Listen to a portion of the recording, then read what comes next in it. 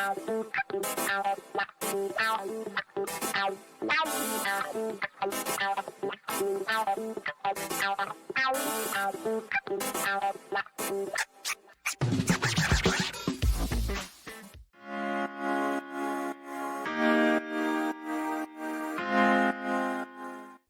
am good. I noticed that you are more mobile now. Yes, because of your suggestion, I have a lav mic. Look at me. Whee! I'm hands-free.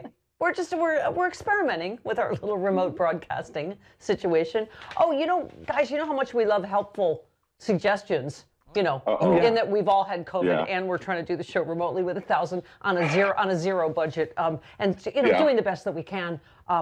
By the way, how about that, Jody? We're 50% of us in LA have had the Stephanie Miller Show, more than pulling our weight.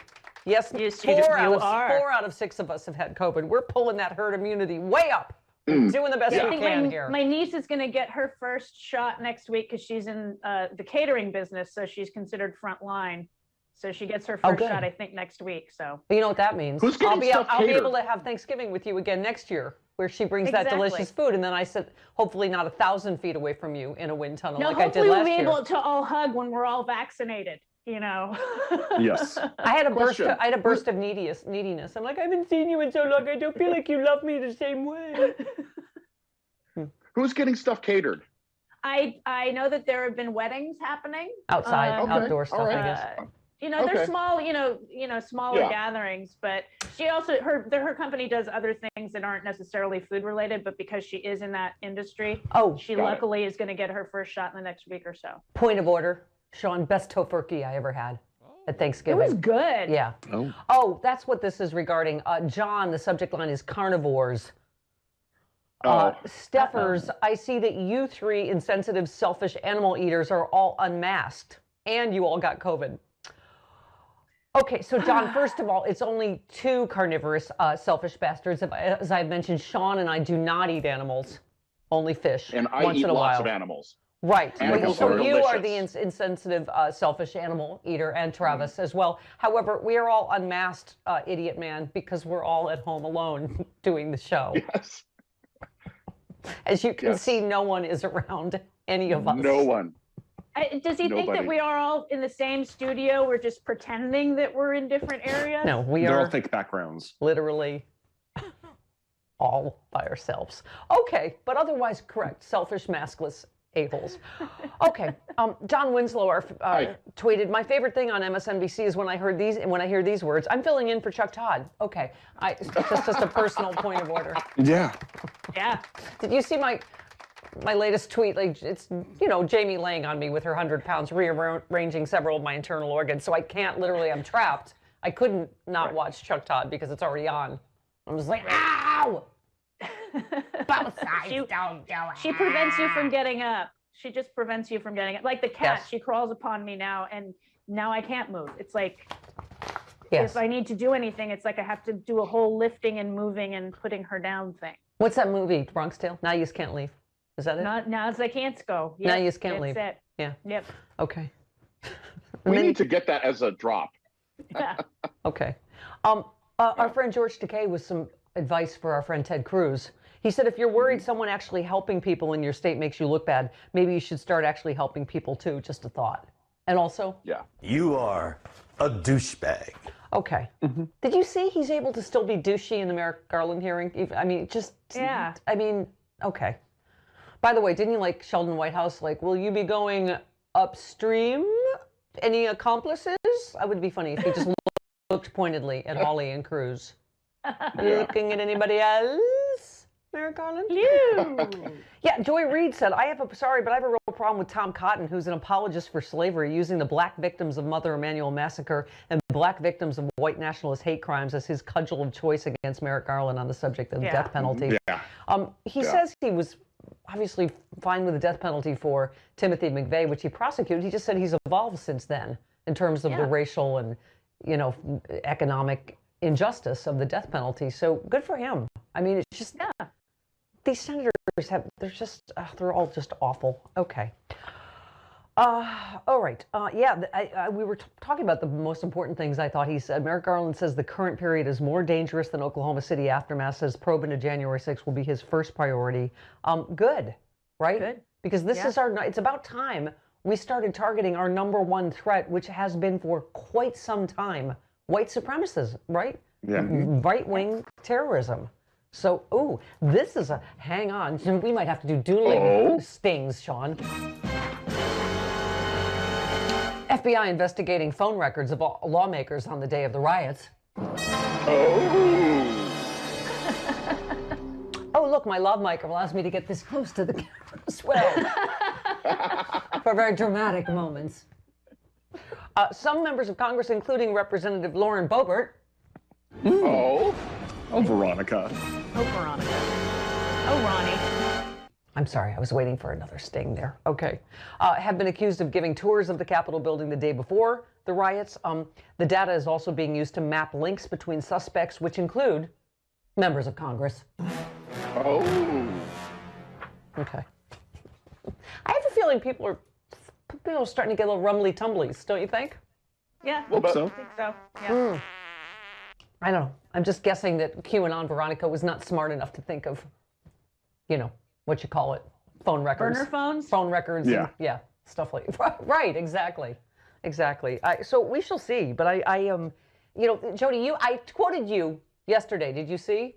Because I tend to, patience, not one of my virtues. I don't know if you noticed. Oh, no, yes, I did hear that while I was on my walk about the planet. I was like, yay, On I the did something Fantastic right. From the Bunker podcast, you said everybody calm down. We don't even have an attorney general yet. So calm down about federal charges, because how could there be federal charges on anything?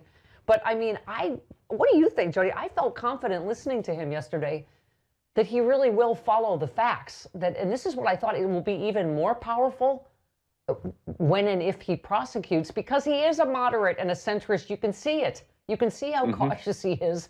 But I mean, if the facts, whether it's on Donald Trump's taxes or the Capitol riots, wherever they lead, I feel confident he's going to go there, don't you?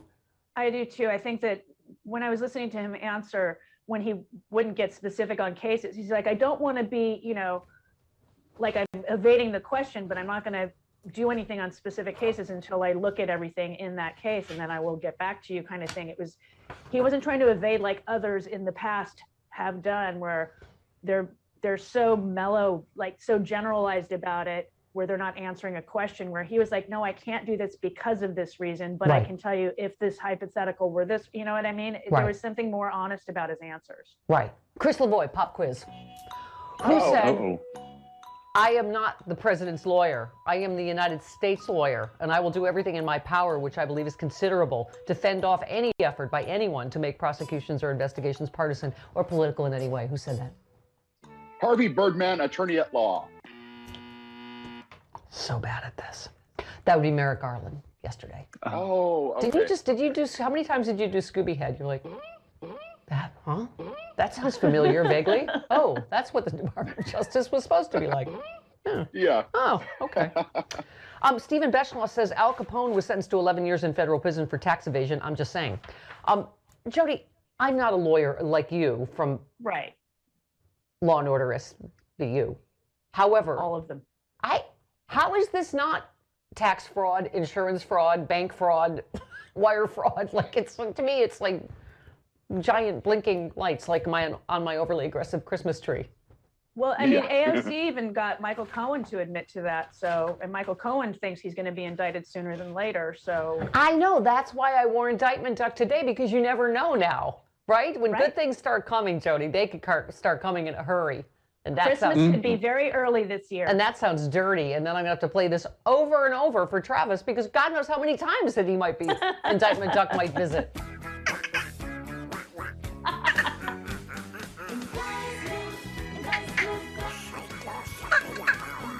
Okay.